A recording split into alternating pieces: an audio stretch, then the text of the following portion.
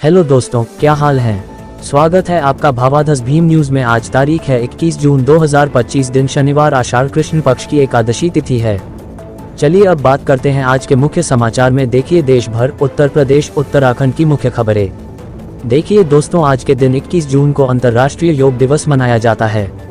21 जून को उत्तरी गोलार्ध का सबसे लंबा दिन होता है और इस दिन को योग दिवस के रूप में मनाने का कारण यह है कि इसे आध्यात्मिक दृष्टि से भी महत्वपूर्ण माना जाता है।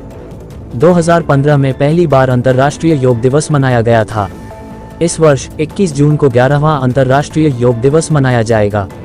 आइए नजर डालते हैं आज की सबसे बड़ी और खास खबरों पर।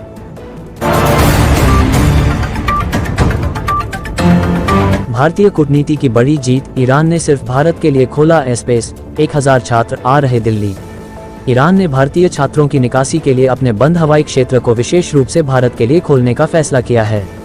युद्ध प्रभावित ईरानी शहरों में फंसे छात्रों की आपातकालीन निकासी के लिए उठाया गया बड़ा और साहसिक कदम है। इसे भारतीय कूटनीति की जीत भी कहा जा रहा है। ऑपरेशन सिंधु के तहत कम से कम 1000 भारतीय छात्रों के दिल्ली पहुंचने की संभावना है।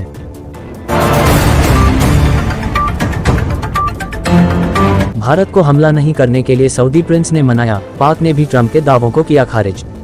पाकिस्तान के उप प्रधानमंत्री इसहाक डार ने पहली बार सार्वजनिक रूप से स्वीकार किया है कि भारत ने 7 मई को ऑपरेशन सिंदूर के तहत रावलपिंडी स्थित नूर खान एयरबेस और शोरकोट एयरबेस पर एयर स्ट्राइक की थी।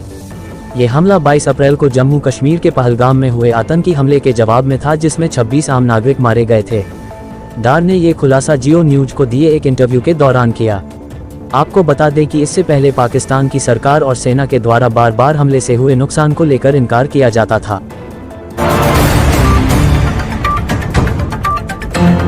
मदुरै जा रहे इंडिगो की उड़ान में बीच हवा में तकनीकी खराबी, 68 यात्रियों को लेकर वापस चेन्नई लौटा विमान।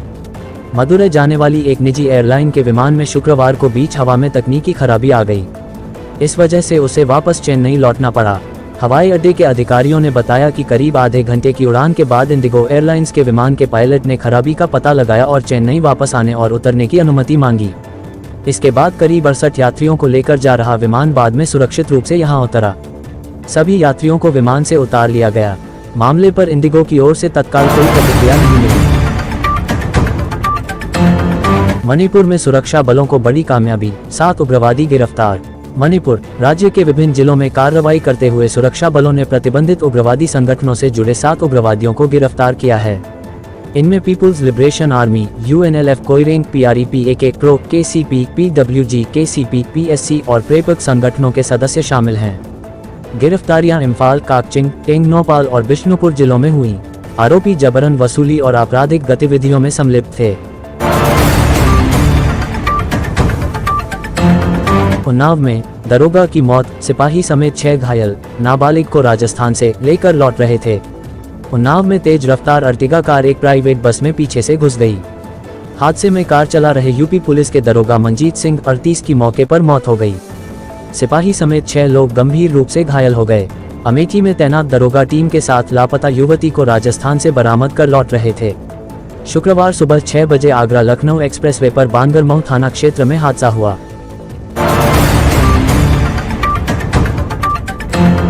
क्या OLX पर अब लड़ाकू विमान भी बेचा जा रहा। वायरल पोस्ट को लेकर मचा हंगामा। केरल के तिरुवनंतपुरम एयरपोर्ट पर ब्रिटिश F-35B लाइटनिंग जेट की लैंडिंग के बाद सोशल मीडिया पर दावा वायरल हुआ कि ये विमान OLX पर बेचा जा रहा है। असल में ये दुनिया के सबसे एडवांस्ड और महंगे फाइटर जेट्स में से एक है, जो ब्रिटेन के HMS Prince of Wales carrier group का हिस्सा है।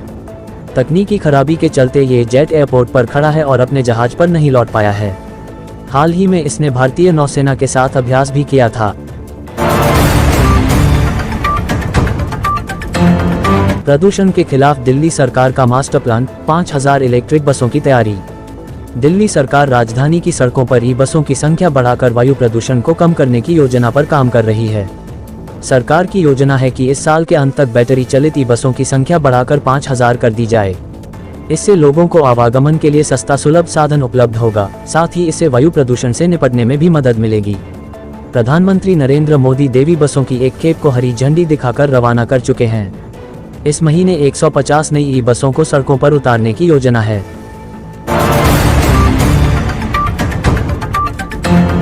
अब खबरें उत्तर प्रदेश से। उत्तर प्रदेश की आज की सबसे बड़ी खबर गोरखपुर लिंक एक्सप्रेसवे के उद्घाटन को लेकर रही। सीएम योगी ने हाईवे के बीच खड़े होकर अपनी तस्वीर खिंचवाई। योगी ने गोरखपुर लिंक एक्सप्रेसवे कार से देखा, कहा सपा ने पूर्वांचल एक्सप्रेस के नाम पर बेवकूफ बनाया। सीएम योगी ने शुक्रवार को आजमगढ़ से गोरखपुर लिंक एक्सप्रेसवे का उद्घाटन किया। एक्सप्रेसवे के बीच खड़े होकर फोटो खिंचवाए। आजमगढ़ के सलारपुर में जनसभा को संबोधित किया। फिर 91.35 किलोमीटर लंबे एक्सप्रेसवे का कार से निरीक्षण करते हुए गोरखपुर पहुंचे। उन्होंने कहा कि सपा ने पूर्वांचल एक्सप्रेसवे के नाम पर जनता को बेवकूफ बनाया।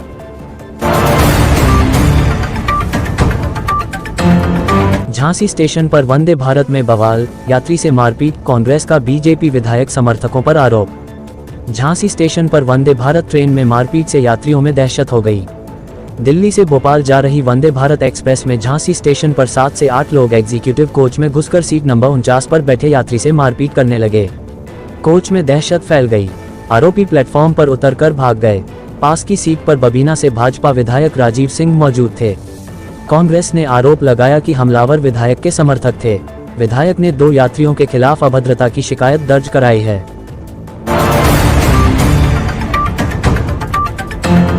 पत्नी को प्रेमी संग रंगे हाथ पकड़ा, पति ने मंदिर ले जाकर दोनों की करवाई शादी। यूपी के गोंडा में पति ने पत्नी की उसके प्रेमी से शादी करवा दी। पति ने दोनों को रंगे हाथों पकड़ लिया था। इसके बाद उसने पत्नी की मांग का सिंदूर धो दिया, फिर पंडित को बुलवाया। मंदिर में दोनों ने 7 फेरे लिए। महिला की शादी 15 साल पहले हुई थी। दोनों के 2 बच्चे हैं। बेटी को पत्नी अपने साथ ले गई, जबकि बेटा पति के साथ रह गया। –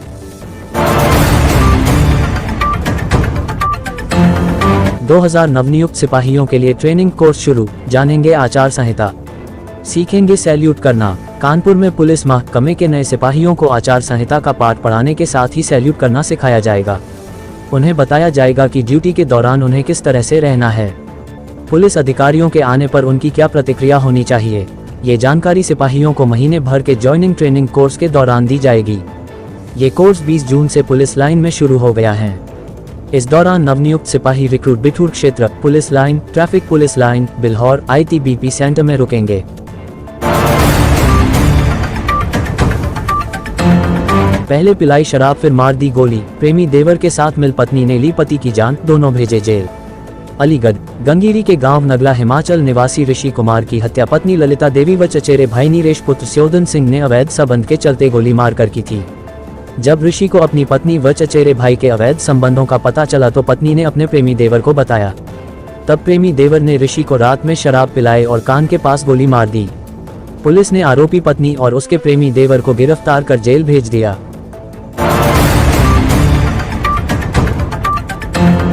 जालौन 10 लाख के लिए पति ने पत्नी को छत से फेंका, मासूम बेटे ने नाना को कॉल कर बताया, वीडियो वायरल। जालौन में 10 लाख रुपए दहेज के लिए पति ने पत्नी को छत से नीचे फेंक दिया। पति ने पहले घरवालों के साथ मिलकर पत्नी की पिटाई की। वह जान बचाने के लिए छत पर भागी तो पति वहां भी पहुंच गया और मारपीट की। इसके बाद पत्नी को छत से धक्का दे दिया। महिला चीखते हुए घर के बाहर खड़ी बाइक पर गिरी। ये देखकर 10 साल का बेटा दौड़कर पहुंचा। उसने अपने नाना को फोन कर इसकी सूचना दी। थोड़ी देर बाद महिला के पिता मौके पर पहुंचे। आनन फानन में जिला अस्पताल में भर्ती कराया गया। अब आगे की खबरें उत्तराखंड से। उत्तराखंड की सबसे बड़ी खबर, नवनियुक्त आंगनबाड़ी कार्यकर्तियों और सहायिकाओं को सौंपे गए नियुक्ति पत्र। हरिद्वार में आयोजित समारोह में 7 जनपदों की 2258 नवनियुक्त आंगनबाड़ी कार्यकर्तियों और सहायिकाओं को नियुक्ति पत्र सौंपे गए।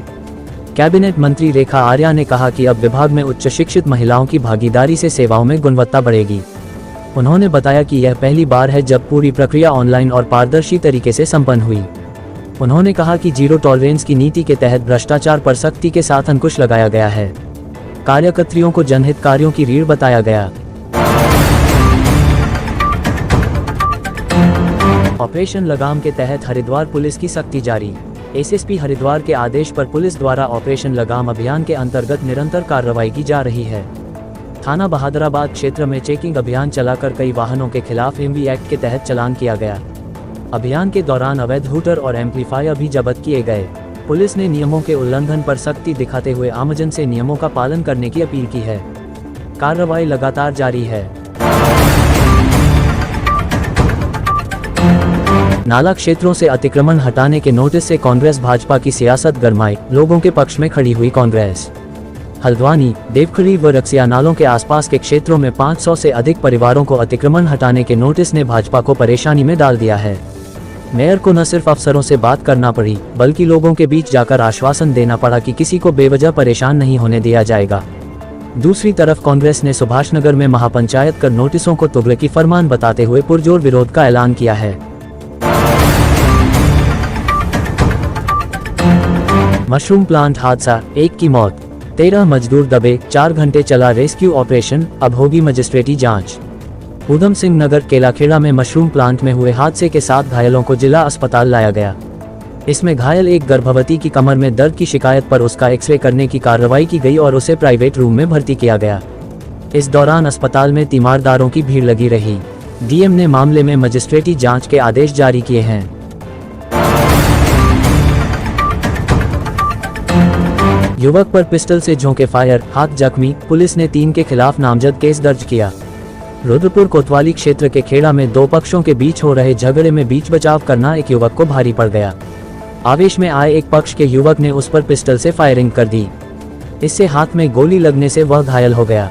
पुलिस ने 3 लोगों के खिलाफ नामजद केस दर्ज कर उनकी तलाश शुरू कर दी है।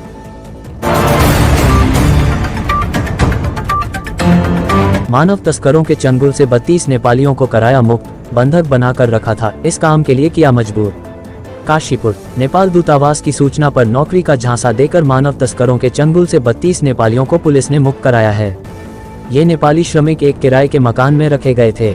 आरोप है कि नेपाली युवकों को बंधक बनाकर उन्हें कंपनी के उत्पाद बेचने के लिए मजबूर किया जा रहा था। बरामद नागरिकों में 3 नाबालिग हैं। पुलिस ने इस मामले में 2 आरोपियों के खिलाफ विभिन्न धाराओं में केस दर्ज कर आरोपियों की तलाश शुरू कर दी है।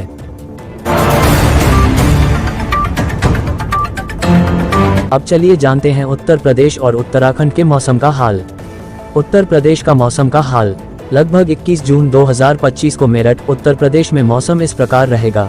दिन भर मौसम काफी गर्म रहेगा, तापमान 34 से 35 सेंटीग्रेड के आसपास पहुंच सकता है। सुबह से दोपहर तक गरज चमक के साथ बादल छाए रह सकते हैं। दोपहर और शाम को भी यही स्थिति बनी रहने की संभावना है। बादलदार वातावरण और तुंग आर्द्रता के कारण महसूस होने वाली गर्मी और भी अधिक हो सकती है।